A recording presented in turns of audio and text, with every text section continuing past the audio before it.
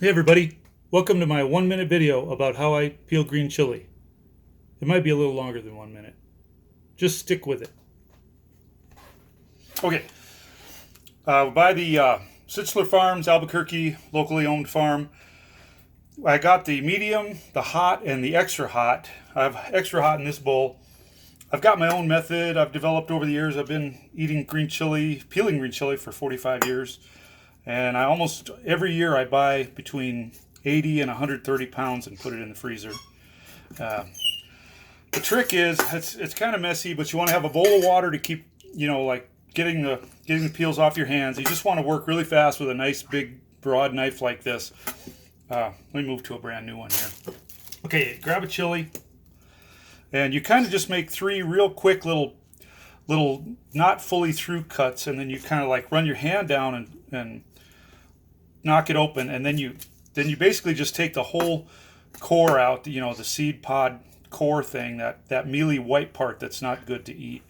And then you just use your knife and your hands to pull the peel off in a downward direction, and you can also scrape upward. So you're basically using both hands in both directions and pulling it off. You can see how fast that one was. Then you put it in a pile, and I'll do it one more time just for fun. So you kind of make three little quick little perforation cuts. Don't cut all the way through. Sometimes if you cut all the way through, it's not going to hurt anything, but you want to leave the chili intact as much as possible. If it's well roasted, the peel is going to just kind of almost fall off. You just kind of have to guide it off, and it'll stick to the counter a little bit. But you see I make a big mess. You just make a big pile of the skins. And for like a 24-pound roasted, the places will roast it for you. For a 24-pound roast of chili, I think they call that a bushel. You get, I think 20, some places differ, but 22 pounds, 24 pounds, you will get at a yield of about 10 pounds. So you get a little less than half after you peel it, if you do it the right way. Oh, and let me talk about the seeds. Some people like to leave the seeds in.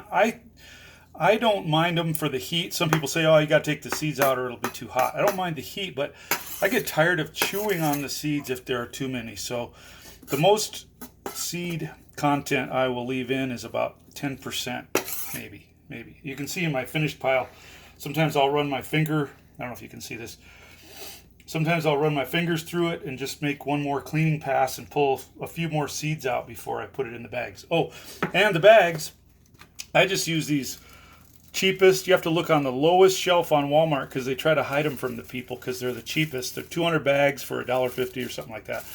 And I try to put them in little bags like this to freeze them, and then tighten them down really good, and then put them in a bigger bag with about 4 of these per quart bag.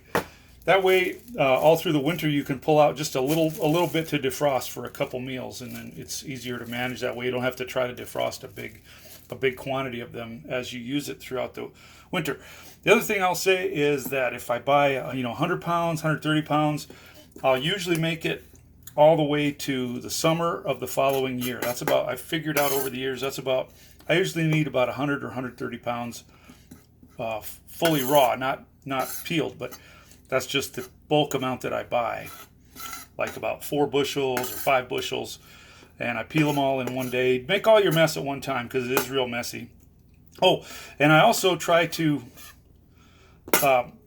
scrape up the juice. I keep all the juice, and I just keep putting it in a bowl because you want to save all that juice, and then you just put that through a strainer at the end. But, save your juice from the countertop as much as possible, because that's one of the things I don't like about commercial green chili is they have to use these automated processes that basically let all the seeds and the husks or the skins float to the top. They use a lot of flotation and pressure and steam and crap, and it takes a lot of the flavor out of the chili. So the best way to retain as much flavor as you can is to save as much of the juice as possible also.